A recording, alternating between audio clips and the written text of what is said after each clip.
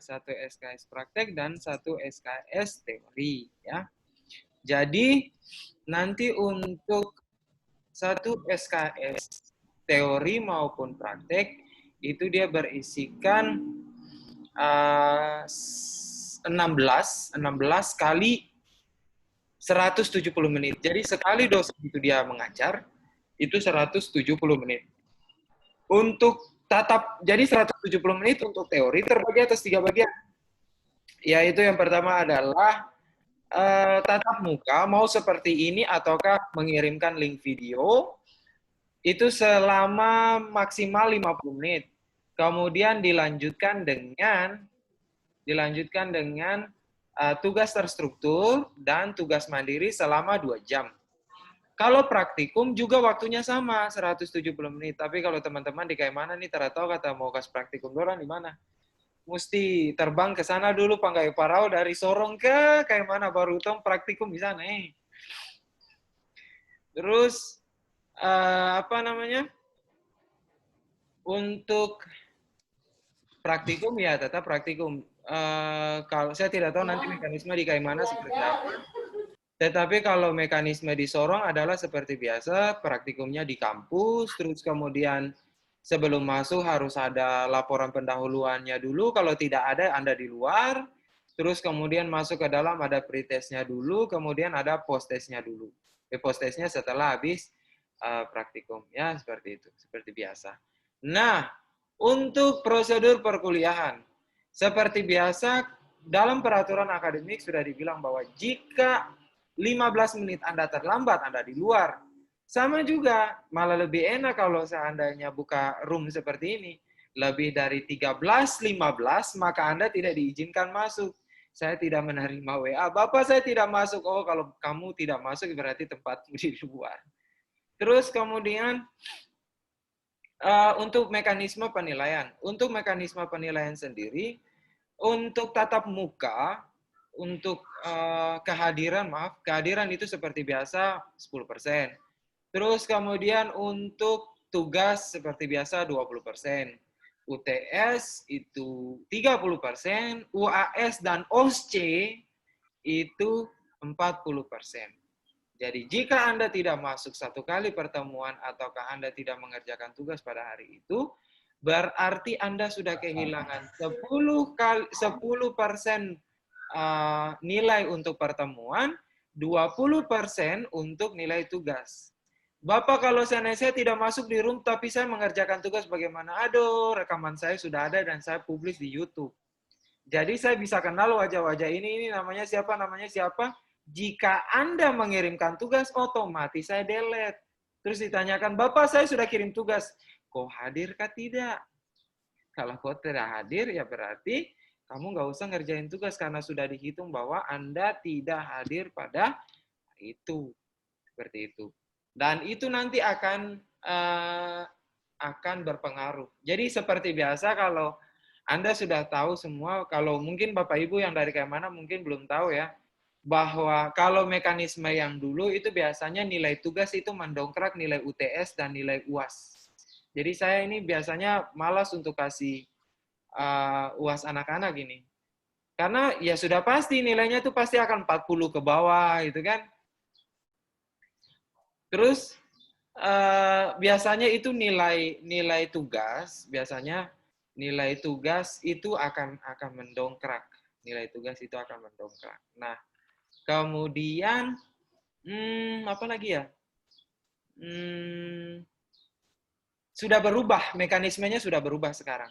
Jadi contoh, saya akan selalu akan merubah proses ujian. Proses ujian itu dalam bentuk Google Form tetap, tetapi Anda sudah bisa langsung melihat nilai Anda, dan kemudian Anda harus mempush nilai, mengikuti ujian lagi ulang pada hari itu, pada jam itu juga, supaya mencapai nilai minimal 59.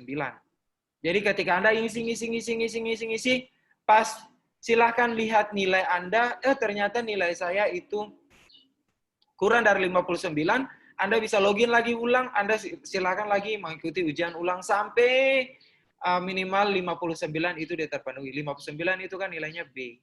Ya. Terus, Kemudian apa lagi ya? Untuk tugas kalau dulu biasanya saya akan memberikan tugas dalam bentuk ya multiple choice, soalnya soal hukum sudah pasti itu. Sekarang untuk perioperatif karena ini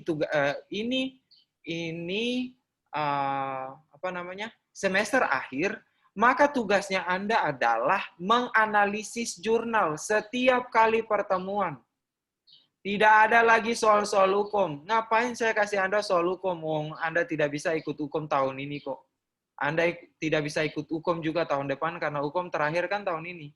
Tahun depan Anda ikut profesi, ya. Setelah profesi baru Anda ikut apa? Ikut hukum.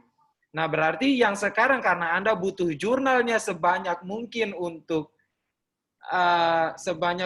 jurnal untuk Anda harus membuat KTI, maka saya akan membiasakan Anda untuk membaca jurnal sampai mata itu bisa keluar di luar, muntah-muntah.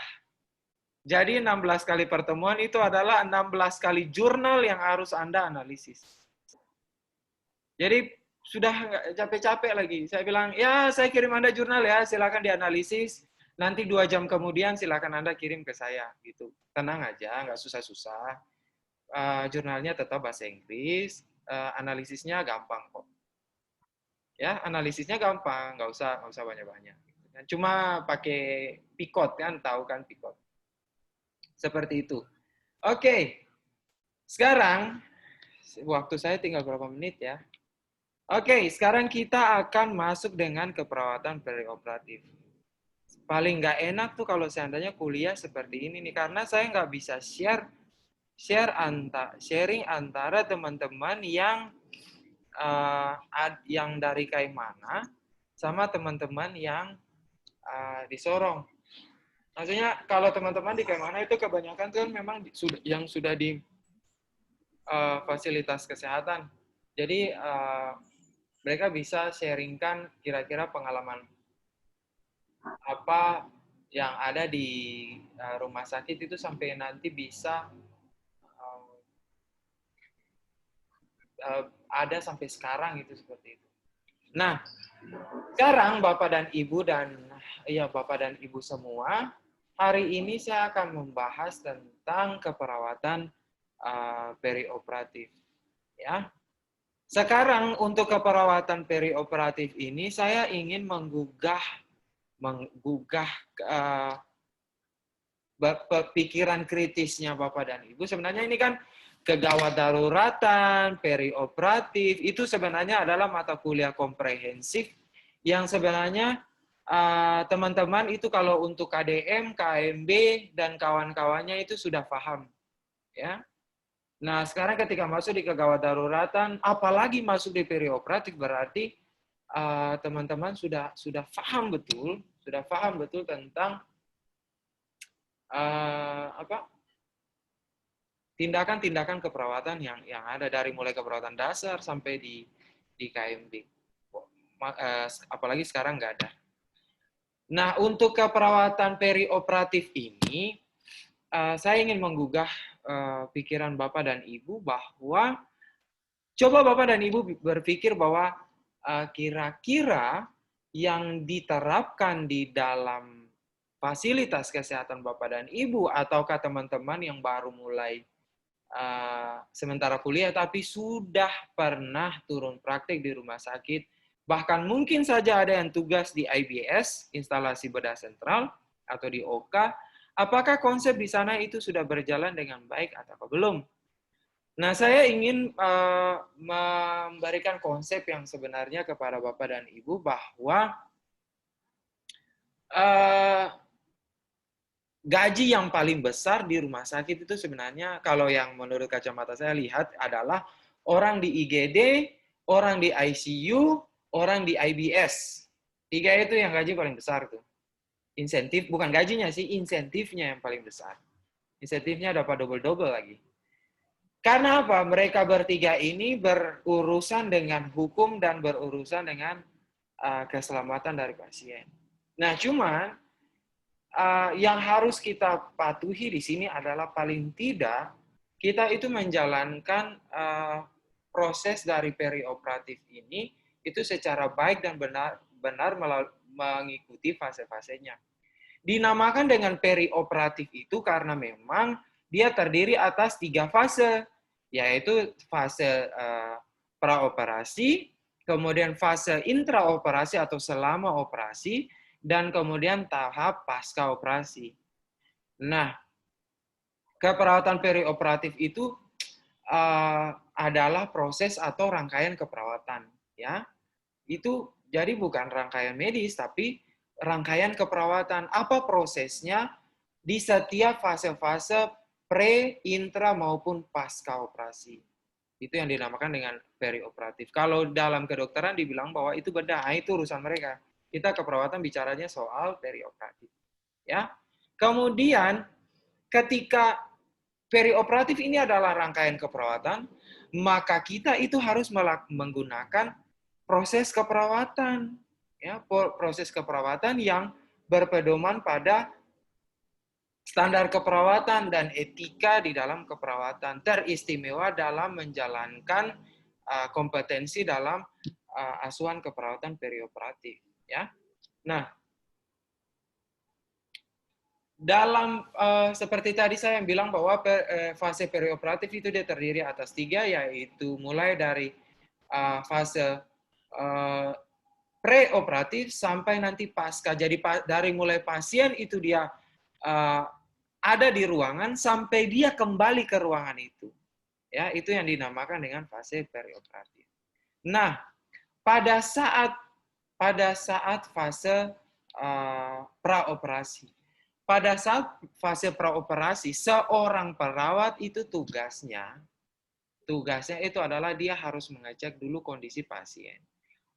Kondisi pasien, kemudian secara umum kita melakukan pengkajian keseluruhan, ya, pengkajian keseluruhan. Kemudian kita ambil hasil lab kimia darah, ataukah kita radiologi dulu, supaya tidak menjaga kemungkinan komplikasi pada saat berada di dalam fase intraoperasi atau dalam kamar bedah. Jangan sampai sudah tiba-tiba berada di dalam atas meja operasi, tiba-tiba pasien kolaps. Yang salah siapa? Terus kemudian tidak lakukan pengambilan darah. Tiba-tiba pasiennya ini dia punya darah tidak bisa menggumpal. Salahnya siapa?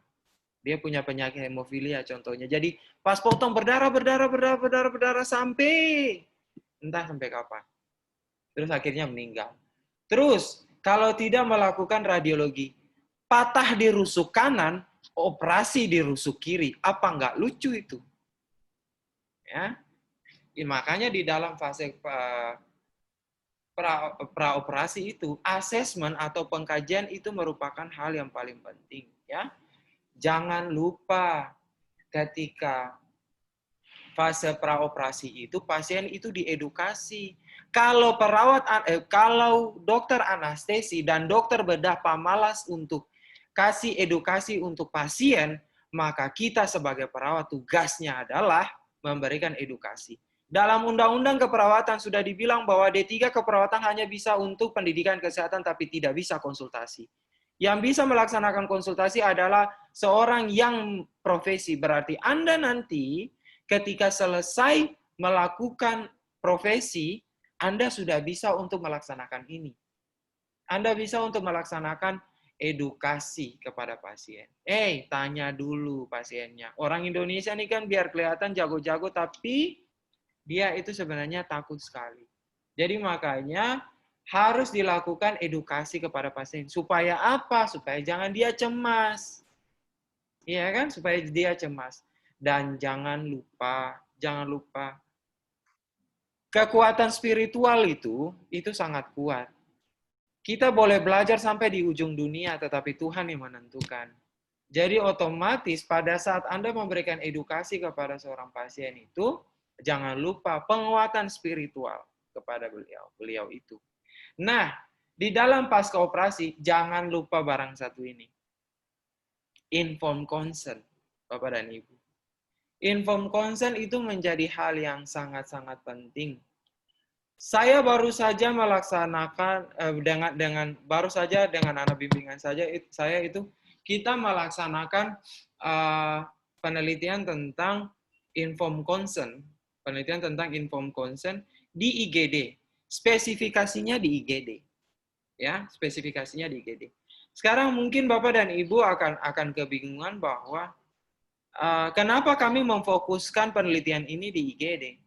Karena oke lah, secara umum informed consent itu dilakukan untuk semua orang yang ada di dalam fasilitas kesehatan untuk mengikuti prosedur atau tindakan kesehatan atau tindakan invasif, ya.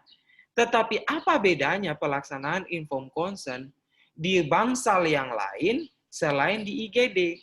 Berarti dia mempunyai spesifikasi tertentu pada saat akan melaksanakan informed consent, ya. Ada perbedaan tersendiri. Jadi pada saat Bapak dan Ibu ingin melakukan sebuah tindakan, informed consent itu kan tidak harus untuk menulis di lembar, ya. Tidak harus menulis di lembar bahwa akan bersedia untuk melakukan informed consent. Tetapi informed consent itu kan ada dua jenis. Ya, informed consent itu ada dua jenis yang terisyarat atau yang ditandatangani langsung, dan kemudian ada yang tidak tersirat yang bisa langsung persetujuan secara lisan kepada kita tenaga kesehatan untuk melaksanakan informed consent. Nah, makanya itu saya bilang bahwa orang di IGD dan orang IBS dan kemudian orang di ICU itu mereka punya insentif paling tinggi. Bukan, memang betul di satu sisi bahwa mereka itu melaksanakan total care, tapi mereka itu bersentuhan dengan hukum. Jadi makanya ketika orang itu mereka berada di dalam ruang-ruangan intensif seperti itu, kadang-kadang mereka lupa dengan informed consent. Jadi ada pas literatur review kita temukan begini, biasanya kalau di IGD itu tindakan dulu baru informed consent.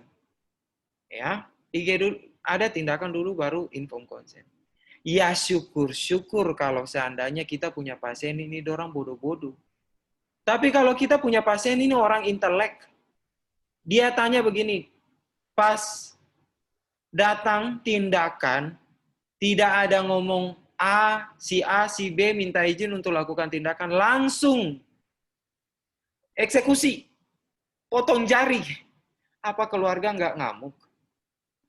Ya, apakah habis itu kita nggak main di polisi sana tuh? Pasti main di polisi.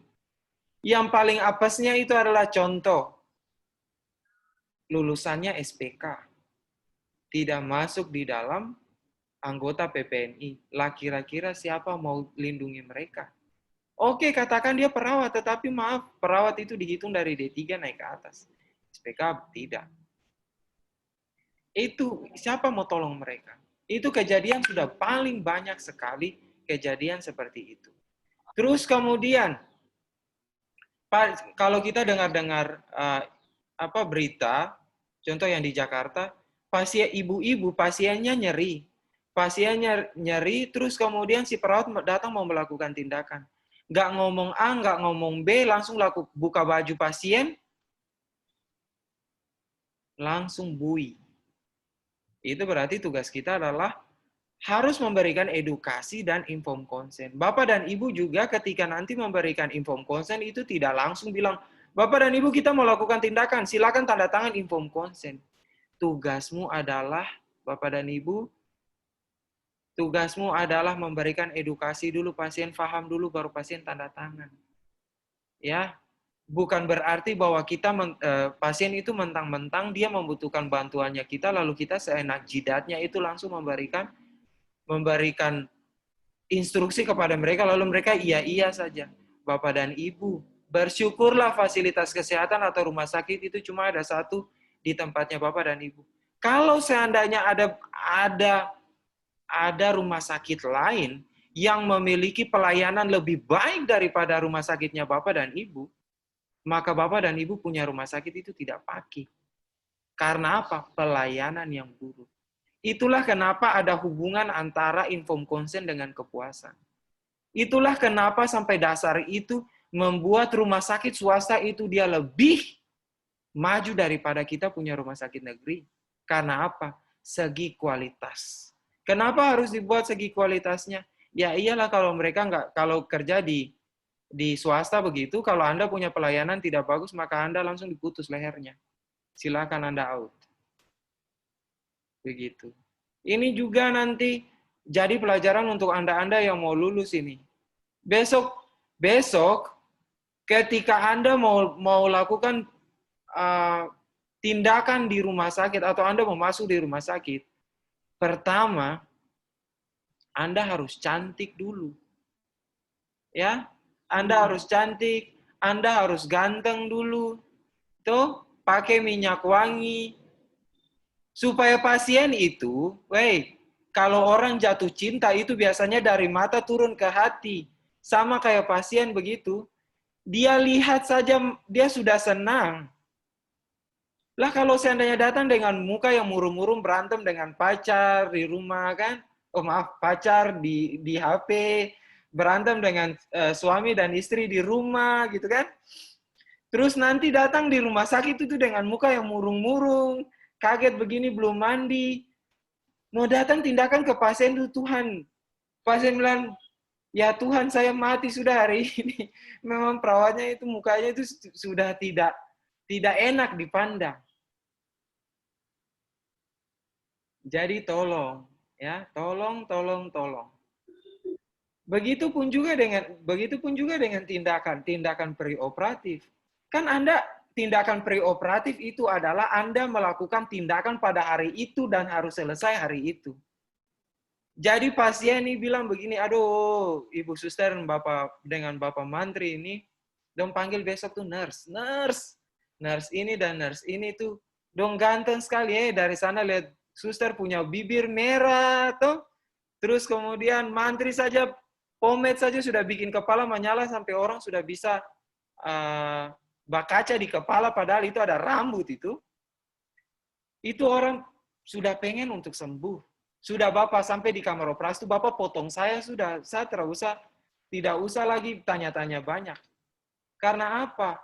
Anda kalau saya kasih contoh begini, orang di IBS itu ketika mau suntik Milos, itu biasanya itu harus ambilnya pelan. Ya, sampai nanti dia mau tidur di dalam anestesinya itu, dia harus dibuat menyenangkan dulu. Sama dengan fase hipnotis, Anda harus dibuat dulu menyenangkan. Apa yang bisa membuat Anda senang ketika Anda di alam bawah sadar? Komunikasi. Jadi komunikasi itu bukan cuma dengan komunikasi verbal, komunikasi visual juga bisa membuat Anda terhipnotis kayak macam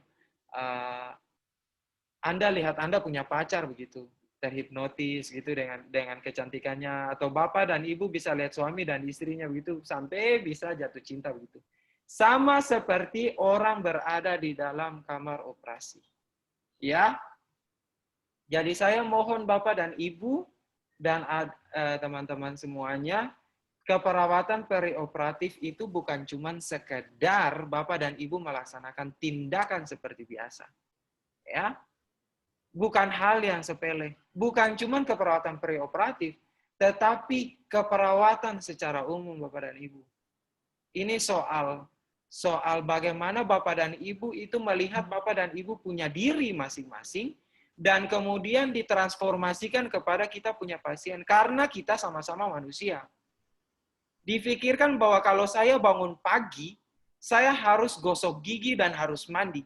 Berarti pikirkan juga bahwa saya punya pasien itu harus bangun pagi, harus gosok gigi dan harus mandi. Pikirkan ketika Bapak dan Ibu akan mengoperasi diri Bapak dan Ibu, atau Bapak dan Ibu akan menjadi pasien yang akan dioperasi. Berarti saya butuh ditenangkan, saya butuh pengetahuan apa yang mau dioperasi. Berarti begitu pun juga dengan pasien. Dia juga butuh edukasi, butuh juga ketenangan dalam dirinya sebelum dia juga akan dioperasi.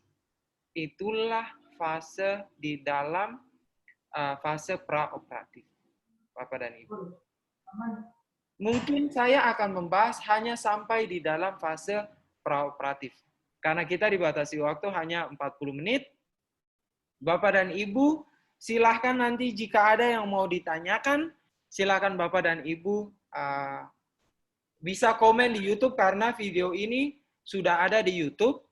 Terus kemudian bisa dikomen di bawah, nanti akan saya langsung balas, atau bisa langsung japri ke saya ketika nanti ada mau pertanyaan.